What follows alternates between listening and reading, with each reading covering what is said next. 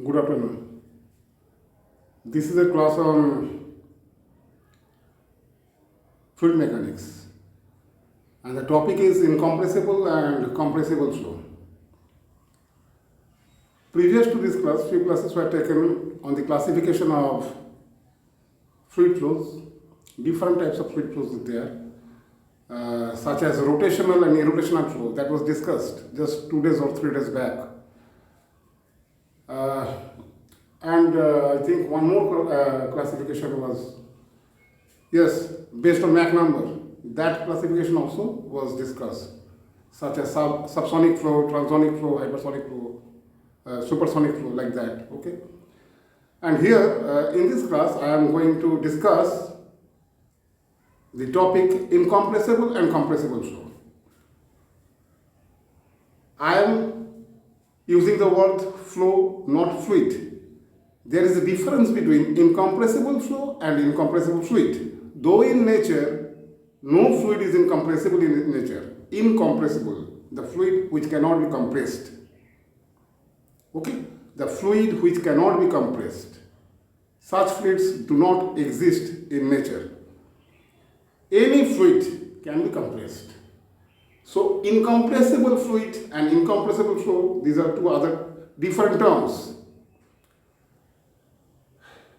The fluid is compressible. All the fluids are compressible. Yes, for liquids, sufficiently large amount of force is required to compress liquid, and relatively very small force is required to compress gas. This is known to you. This is known to everybody. Very small amount of force is required to compress gas, but very high amount of force is required to compress liquid. But liquids also are compressible. If you apply sufficiently large amount of force, then liquids can also be compressed. And when compression is possible, then expansion also is possible. For liquid, if you produce thermal stress, how you will produce thermal stress? By supplying heat to liquid. So it will warm up. The liquid will warm up, and when temperature rises, then the density of the liquid decreases. Okay, means expansion occurs. Density decreases means expansion occurs. So there is expansion of the volume. So liquid is also compressible. Here thermal stress is being produced. Okay, by supplying heat to the system or by supplying heat to the liquid. Anyway, so incompressible flow and compressible flow. So in general, all the fluids are compressible in nature. Still, the concept incompressible flow is used. Okay, for air, if Mach number, you know Mach number, the velocity of flow divided by the velocity of sound at that condition. So if for air, Mach number is less than 0.3, means maximum Mach number if it is 0.3, then change in density is within 5%. Okay, then change in density is within 5%. In that case, that flow of fluid can be considered as incompressible flow. Otherwise, if Mach number crosses 0.3, then the flow is called compressible flow. Why this classification is done? Why it is made? Why this classification is made? Because for the solution of incompressible flow types of problems, only two equations are required. Conservation of mass, that equation which is called continuity equation, means continuity equation is derived by using the principle conservation of mass. Okay, by using the principle conservation of momentum equations are derived. For three-dimensional case, there are three numbers of momentum equations. X momentum equation along x direction, y momentum equation along y direction, and z momentum equation along z direction. And based on the principle of conservation of energy, energy equation is also there. So for the solution of incompressible flow problems, only continuity equation and momentum equation, these two equations are required. If three-dimensional flow, then three numbers of momentum equations are there. Okay, x, y, and z. And along with that continuity equation. So these equations are sufficient to solve for incompressible flow types of problems. And for compressible flow types of problems, along with this continuity and momentum equation, you have to use energy equation also. If it is gas, then in that case, energy equation plus equation of state, that is also used. Okay. So if three-dimensional case, how many equations are there then? In that case, three numbers of momentum equations, one continuity equation becomes 4, energy equation becomes 5, and equation of state becomes 6. If number of variables is 6, then these 6 equations are sufficient. If number of variables is 7, then one more equation will be required. Those are available. Okay. Those are available. You know, if number of unknowns is 7, then at least 7 equations are required to solve the given problem. But for incompressible flow, it is very easy. For incompressible flow, the main variables are the velocities, velocity components, actually velocity, and you know that it has 3 components along x, y, and z directions, which are denoted by normally small u, small v, and small w along x, y, and z axis. So those 3 variables, velocity components and pressure. So only 4 unknowns are there for incompressible flow problems. And if the flow becomes compressible type, then along with these 4, more variables are there, such as temperature. Temperature is also there. Okay. Temperature, internal energy, etc. Enthalpy, everything is available for the solution of compressible flow type of problems. For air, up to supersonic flow regime, means you know that supersonic flow is defined as from 1.2 Mach number 1.2 up to 5. Beyond 5, the flow is taken to be hypersonic. So up to Mach number 5, the ideal gas equation, ideal gas law, that is used for air for the solution of compressible flow types of problems. And if the flow regime becomes hypersonic, in that case, other equations are also available, which is not ideal gas law.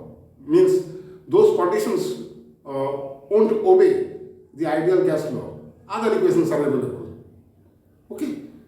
Then, in that case, those equations are used. Along with this, there is no change in the energy equation, momentum equation, and continuity equation. There is no change. But other equations are, there is somewhat change. For different conditions, for different cases, different equations are available. All these things you will find in your literature. But in your VTech course, these are not required. Just to develop the idea of incompressible flow and compressible flow, that is sufficient. So for incompressible flow, many students understand that incompressible flow means if density does not change. Yes, if density during the course of flow, if density does not change, then that flow can be called as incompressible flow. During the course of flow, if density remains constant. Okay, means time derivative of density will be 0, del rho del t will be 0. You know the continuity equation, del rho del t plus del del x of rho u plus del del y of rho v plus del del z of rho w is equal to 0. So the first part, del rho del t, if density remains constant during the course of the flow, then del rho del t, that part will be 0. No doubt, density remains constant. But if density does not remain constant, then also the flow become incompressible type. Okay. If in your chosen control volume, the net rate of mass inflow and net rate of mass outflow remains constant, means in your chosen control volume, if mass does not depend upon time, mass remains constant, then also that flow can be called, not can be called, that flow is called incompressible flow. Okay, if mass remains constant, maybe within your flow domain there is local changes in densities. At some point density is different than other point. But as a whole, when you are considering the flow domain as a whole, then in that case the net inflow to the system and net outflow from the system remains same. Okay. Net inflow means what? Mass inflow rate.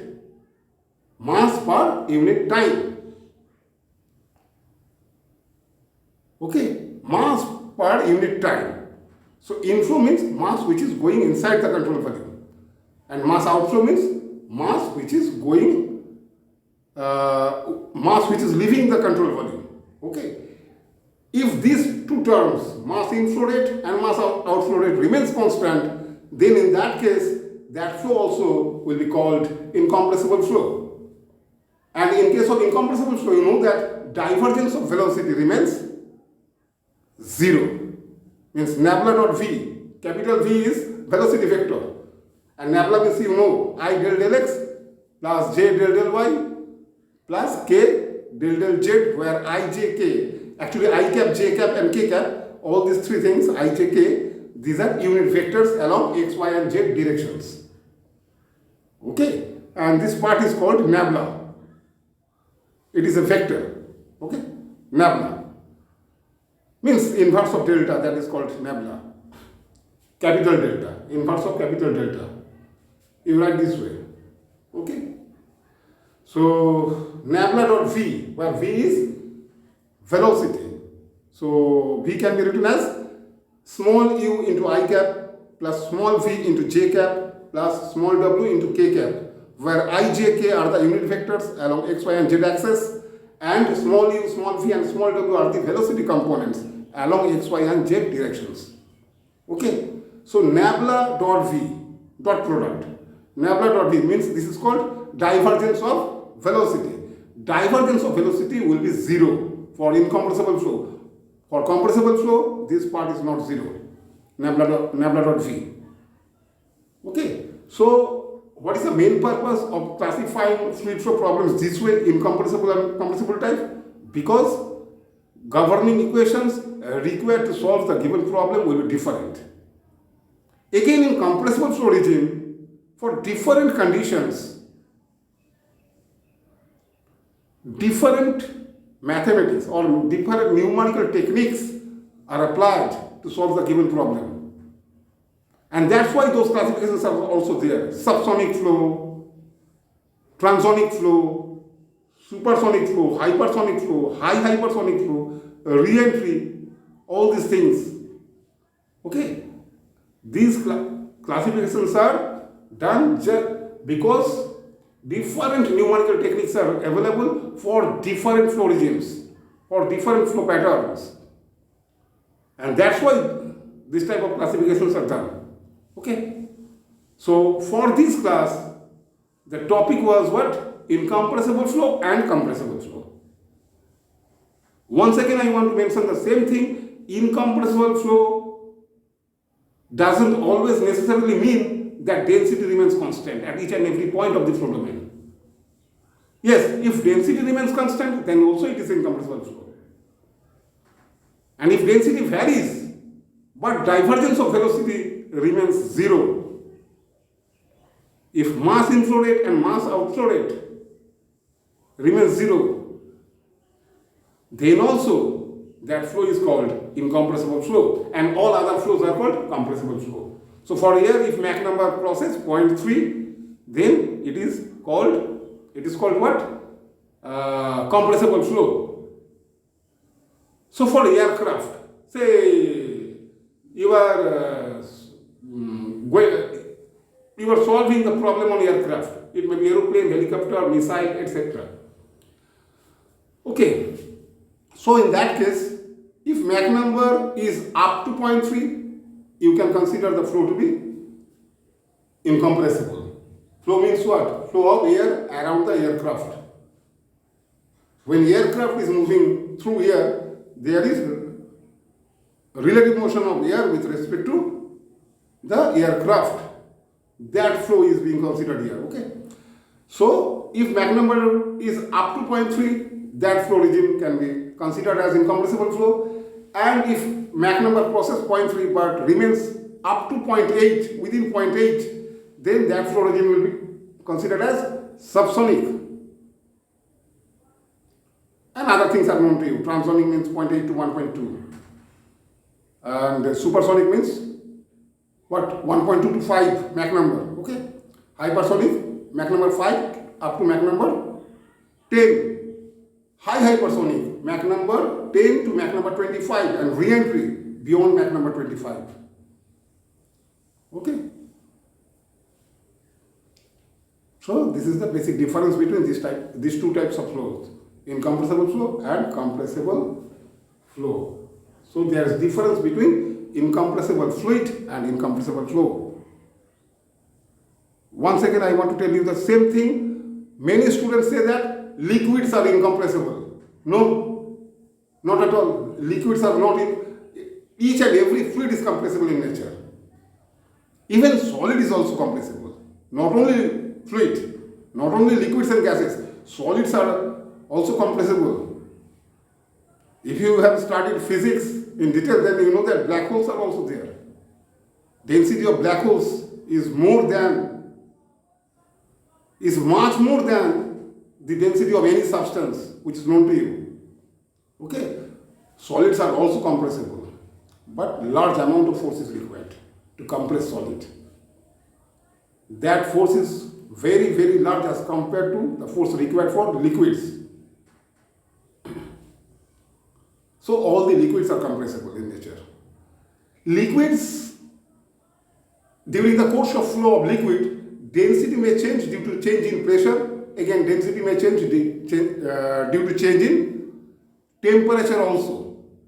Density of any fluid, whether it is liquid or gas. Okay. Density may change due to change in pressure. Again, density may change due to change in temperature also. For gases, gas is sensitive both to pressure and temperature. If there is a little change in pressure, there will be change in density for gas. Air is also gas. And for little change in temperature, there will be change in density of the gas.